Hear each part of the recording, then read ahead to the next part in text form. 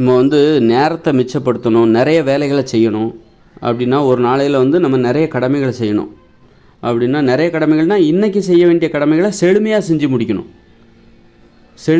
முடிக்கணும். நாளைக்கு செய்ய வேண்டிய வேலையை நாளைக்கு தான் செய்யணும், இன்றைக்கே செய்யக்கூடாது. நாளைக்கு சாப்பிட்ற சாப்பாட்டை இன்றைக்கே சாப்பிட முடியுமா? நாளைக்கு தூங்குகிற தூக்கத்தை இன்றைக்கே தூங்கலாமா? தூங்கக்கூடாது.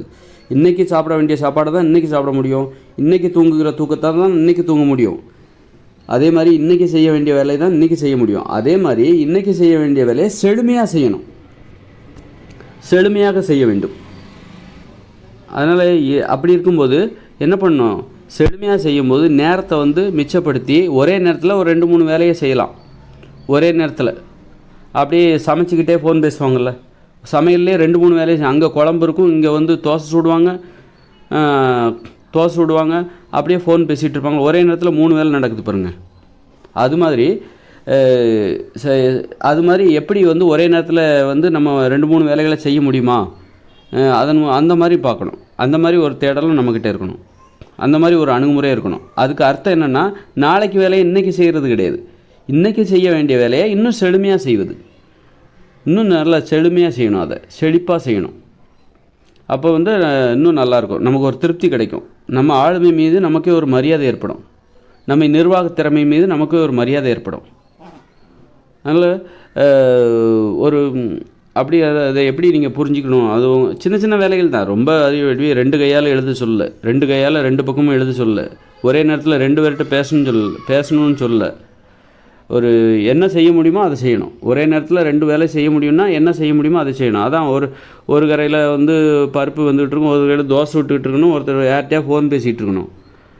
அப்படி அந்த மாதிரி ஏதாவது ஒன்று நான் சொல்கிறத ஒரே நேரத்தில் 2-3 வேலை செய்கிறதுக்கு எங்கெல்லாம் வாய்ப்பு இருக்கோ அதை கண்டுபிடிக்கணும். நாம் எங்கெல்லாம் வாய்ப்பு இருக்குது, இந்த நேரத்தில் 2 வேலையை செய்யலாமே, பாதுகாப்பாக இருந்ததுன்னா செய்யுங்க.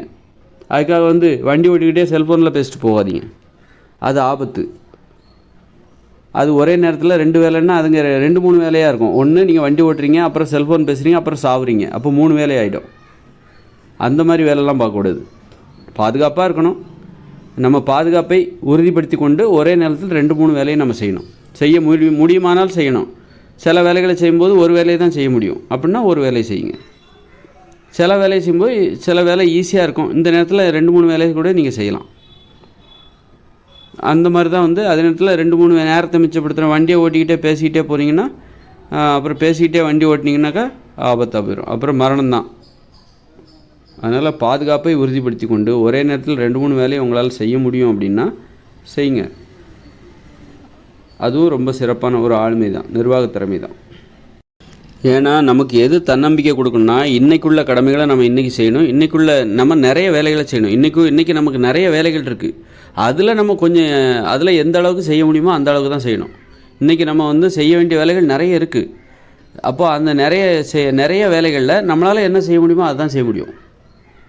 நிறைய வேலைகள் இருக்கும், கண்டுபிடிக்கிறதுக்கு ஒரு திறமை வேணும். அதை கண்டுபிடிச்சி ஒரு செழுமையான வாழ்க்கை வாழணும். நமக்கே நம்ம இன்றைக்கி நிறைய வேலை செஞ்சுருக்கோம், ஆனால் இது எல்லாமே இன்றைக்கி செய்ய வேண்டிய வேலைகள் தான். நாளைக்கு செய்கிற வேலையில் இன்றைக்கெல்லாம் செஞ்சிட்ருக்கூடாது, நாளைக்கு செய்கிற வேலையை நாளைக்கு பார்த்துக்கலாம். இன்றைக்கி செய்ய வேண்டிய வேலைகள் நிறைய இருக்குது, எல்லாத்தையும் செஞ்சு முடிக்க முடியாது. இன்றைக்கி நம்ம நிறைய வேலைகளை செய்யலாம், எல்லாத்தையும் நம்ம செஞ்சு முடிக்க முடியாது. அதில் எந்த அளவுக்கு நிறைய செய்ய முடியுமோ அதை இன்றைக்கி செய்யணும், செழுமையாக இருக்கணும். நம்ம தூங்க போகும்போது பரவாயில்ல, நம்ம இன்றைக்கி பிஸியாக இருந்திருக்கோம். இப்போ அதே நேரத்தில் நீங்கள் மத்தியானம் ஒரு வீட்டிலே இருக்கீங்க, விடுமுறை தினம், நிறைய வேலைகளை செய்யணும், மத்தியானம் 1 மணி நேரம் தூங்கணும், அதுவும் அந்த வேலையில் இருக்கும். தூக்கத்தை தொலைத்து விட்டு நீங்கள் நிறைய வேலைகளை செஞ்சிட்ருக்கேன், நிறைய வேலை செய்யணும், தூக்கமும் ஒரு வேலை தான்.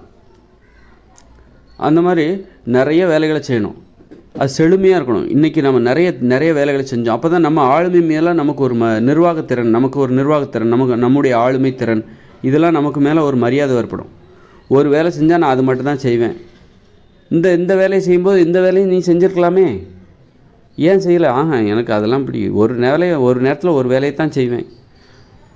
இப்போ இன்னும் இந்த வேலை செய்யும்போது இந்த வேலையை செய்யலாமே, செய்ய முடியும் தானே, எந்த ஆபத்தும் கிடையாதே, எந்த ஆபத்தும் உனக்கு வராதே, ஏன் அதை செய்யலை? ஏன் ஒரே நேரத்தில் அப்போ 2 வேலையை ஒரே நேரத்தில் நீ செஞ்சு முடிக்கலாமே, 2-3 வேலையை கூட செய்யலாமா, அதெல்லாம் செய்யலாமே, அதெல்லாம் ஏன் நீ செய்யலை அப்படின்னா, இல்லை நான் ஒரு வேலையை தான் செய்வேன், தனித்தனியாக தான் செய்வேன் அப்படின்னா, நம்ம வாழ்க்கையில் ஒரு நிறைவே புரியும். அப்போ இன்றைக்கி நீ என்ன தான் செஞ்ச? 2-3 வேலையை தான் செஞ்சேன், தனித்தனியாக செஞ்சேன். அந்த வேலையை முடிச்சுட்டு இந்த வேலைக்கு வந்தேன், இந்த வேலையை முடிச்சுட்டு அந்த வேலைக்கு போனேன். அப்போ வந்து நமக்கு வந்து நம்ம நிறைய வேலை செய்ய முடியாத அந்த இது இருக்குல்ல, அந்த செழுமை, கற்பனை திறன், செழுமை இல்லாத வாழ்க்கை. செழுமையாக இருக்கணும். வாழ்க்கைங்கிறது செழுமையாக இருக்கணும்னா இன்றைக்கி செய்ய வேண்டிய வேலை நமக்கு நிறைய இருக்குது. முதல்ல அதை கண்டுபிடிக்கணும். அப்போ ஒரே நேரத்தில் நம்ம 2-3 வேலைக்கு பழகும்போது தான் இன்றைக்கி நம்ம செய்ய வேண்டிய பல வேலைகளை கண்டுபிடிக்க முடியும். இப்போ சமைக்கிறோம் அப்படின்னா அந்த நேரத்தில் போய் துணியை ஊற வச்சுட்டு வந்துடணும். துவைக்கிறதுக்காக சோப்பு பொடி போட்டு ஊற வச்சுட்டு வந்துடணும். ஊற வச்சுட்டு நல்லா கையெல்லாம் கழுவிட்டு இங்கே வந்து சமையல் பண்ணணும். சமையல் பண்ணும்போதே 3 வேலை நடக்கலாம். அங்கே குழம்பு, இங்கே சோறு, இன்னும் 2 அடுப்பை வாங்கி வச்சுக்கிட்டா ஒரே நேரத்தில் இன்னொரு 2 சமையல், இங்கே பொரியலுக்கான வேலை அப்படின்னு சொல்லிட்டு அப்போது ஒரு 4 வேலை நடக்குது பாருங்கள். ஒரே நேரத்தில் 4 வேலை செய்யலாம்.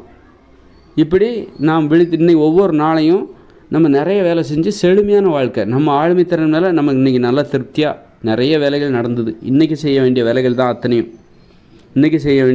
அத்தனையும், அதில் நிறைய வேலைகள் நடந்தது. பரவாயில்ல. அந்த கவனிக்கிறது எல்லா வேலையிலையும். அதே நேரத்தில் ஒன்றை மறந்துடக்கூடாது. இதை செய்கிறேன்னு சொல்லிட்டு அதை மறந்துடக்கூடாது. அடுப்பில் ஏதாவது கொதிக்க வச்சுருப்பீங்க, இங்கே ஏதாவது வந்து மொட்டை மாடியில் ஏதாவது காய வச்சுருப்பீங்க, வத்தலை காய வச்சுருப்பீங்க.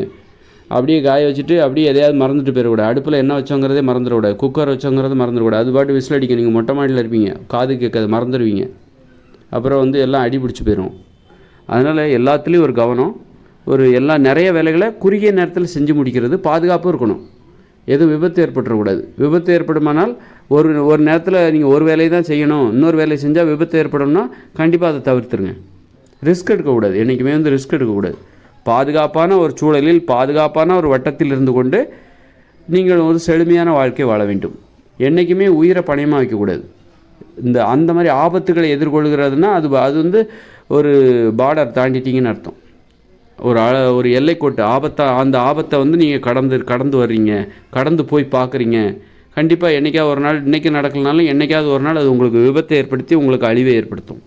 அதனால் பன்முகத்தன்மை நிறைய பேர் அப்படி தான் வந்து பிஸியாக இருப்பாங்க. ஃபோன் பேசிக்கிட்டே ஒரே நேரத்தில் நம்ம வந்து ஃபோன் பேசிக்கிட்டு வண்டியும் ஓட்டலாமே அப்படின்னு நினச்சிட்டு போவாங்க. ஃபோன் பேசிக்கிட்டே வண்டி ஓட்டி ஏதாவது வேலை நடந்துகிட்ருக்கோம். ஏதாவது தொழிற்சாலையில் வேலை பார்ப்பாங்க, ஏதாவது பாட்டு கேட்டுகிட்டே வேலை பார்ப்பாங்க, ஏதாவது யார்கிட்டயா பேசிக்கிட்டே அந்த கனரக இயந்திரத்தில் வந்து வேலை பார்த்துட்ருப்பாங்க. ஏதாவது கையை உள்ளே விட்டு ஏதாவது விபத்து ஏற்பட்டுரும். அது மாதிரி ரிஸ்க் எடுக்கக்கூடாது. உயிரை பணயமாக வைக்கக்கூடாது. செழுமையான நிறைய வேலை ஒரே நேரத்தில் நான் பார்ப்பேன்னு சொல்லிட்டு உன் உயிரை பணயமாக வச்சு அந்த மாதிரி திறனை வளர்த்து கொள்ளக்கூடாது. என்றைக்காக இருந்தாலும் உனக்கு அது அழிவு வந்து சேரும். அழிவாக அது மாறிவிடும், அழிவை ஏற்படுத்திவிடும். அதனால் ஒரு பாதுகாப்பை உறுதிப்படுத்தி கொண்டு ஒரு செழுமையான ஒரு வாழ்க்கையை வாழ வேண்டும். செழுமையாக செயல்களை செய்ய வேண்டும். அன்னன்னைக்கு உள்ள செயல்கள் நிறைய இருக்குது, எல்லாத்தையும் நம்மளால் செய்ய முடியாது. அதனால் அதில் எந்த அளவுக்கு நீ நிறைய செய்கிற, பாதுகாப்பை உறுதிப்படுத்தி கொண்டு எந்த அளவுக்கு நீ நிறைய செய்கிற அப்படிங்கிறதுல கவனமாக இருக்கணும். அதுதான் நமக்கு வந்து ஒரு தன்னம்பிக்கை ஏற்படுத்தும், நம்முடைய பன்முகத்தன்மையை விரிவுபடுத்தும். அது மாதிரி ஒரு தொழில்னு போகும்போது நம்ம கீழே 4 பேர் இருக்கிறாங்கன்னா 4 பேருக்கும் ஒரு வேலை. அது நடந்ததா, இவர்கிட்ட இந்த வேலை, அவர்கிட்ட அந்த வேலை, அதை நீ பார்த்தியா, இவர்கிட்ட இதை பார்த்தியா. அதான் தலைமை பண்பு. இந்த வேலையை முடிச்சிட்டியா, நீ போய் அவனை கூப்பிட்டு அந்த வேலை நீ போய் அதை பாருப்பா, சீக்கிரம் எனக்கு வந்து அதை ரிப்போர்ட் கொடுக்கணும், நீ இதை பாரு, நீ என்ன பண்ணிகிட்டு இருக்க அப்படின்னு சொல்லிட்டு எல்லாத்தையும் சொல்லிட்டு நாமளும் ஏதாவது ஒரு வேலை இருந்தால் அதையும் செய்யணும். வெறும் கட்டளையிடுவது, உத்தரவிடுவது மட்டும் தலைமை பண்பு அல்ல. பணி செய்து கொண்டே உத்தரவிட வேண்டும், பணி செய்ய வேண்டும், களப்பணி செய்ய வேண்டும். நான் பணி செய்து கொண்டே வேலை வாங்க வேண்டும். அதுதான் வந்து நமக்கு கீழே உள்ளவர்களை நாம் சொல்கிற உத்தரவுக்கு ரொம்ப மதிப்பு கொடுக்கும். நாம் வந்து வெறுமனே உத்தரவிட்டுக்கிட்டு இருந்தோம்னு வச்சுக்கோங்க, நமக்கு கீழே வேலை பார்க்குறவங்க வந்து ஓஹோ இவர் வந்து உத்தரவிட்டுக்கிட்டு வாயிலே வடை சுடுவார், நாம் வந்து இந்த வடையை உண்டு வியாபாரம் பார்க்கணுமா அப்படின்ற மாதிரி யோசிப்பாங்க. அதனால் நாம் பணி செய்து கொண்டு, அதுதான் நல்ல தலைமை பண்புக்கு அடையாளம். ஒரு தலைமை பண்பு என்பது வெறும் உத்தரவு இல்லை, வெறும் உத்தரவுகளை பிறப்பிப்பதல்ல, பணி செய்ய வேண்டும். களத்தில் இறங்கி பணி செய்து கொண்டு நம்ம கீழே இருப்பவர்களை வேலை வாங்குவது அப்படிங்கிற மாதிரி இருக்குது. நம்ம இந்த இயந்திர அறிவியல் உலகில் ஒரு தொழில் நடைமுறையில் அதை நாம் கடைபிடிக்க வேண்டும். பன்முகத்தன்மை. 10 பேரை வேலை வாங்கணும், 10 வேலை நடக்கும். அதுக்கு வந்து அதுக்கான பயிற்சி நம்ம எடுக்கணும். அப்போ தான் நம்ம தலைவராக முடியும். நிறைய பேரால் தலைவராக முடியாது, எப்போவுமே இன்னொருத்தர் கீழே இருந்துகிட்டு இருப்பாங்க. காரணம் என்னென்னா அந்த பன்முகத்தன்மை இல்லை. பன்முகத்தன்மை வளர்த்து கொள்வதெல்லாம் தலைமை பண்பை வளர்த்து கொள்வதில்லை. தலைமை பண்பு என்பது நாம் கற்றுக்கொள்ள வேண்டிய இன்னொரு பாடம். ஒரு நம்மை முழுமைப்படுத்திக் கொள்கிற ஒரு பண்பு.